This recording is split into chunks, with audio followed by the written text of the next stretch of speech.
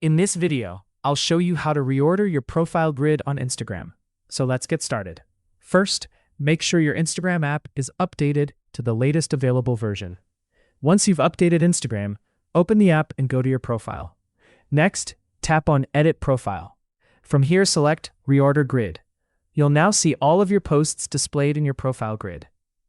To rearrange your posts, simply tap and hold a post, then drag and drop it to the position where you want it to appear.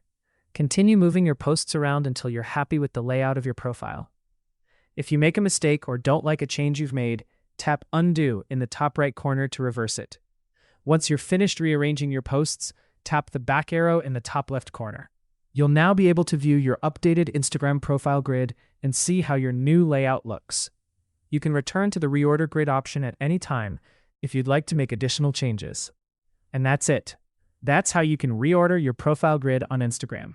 If this video helped you, please leave a like and subscribe to the channel for more Instagram tips and tutorials.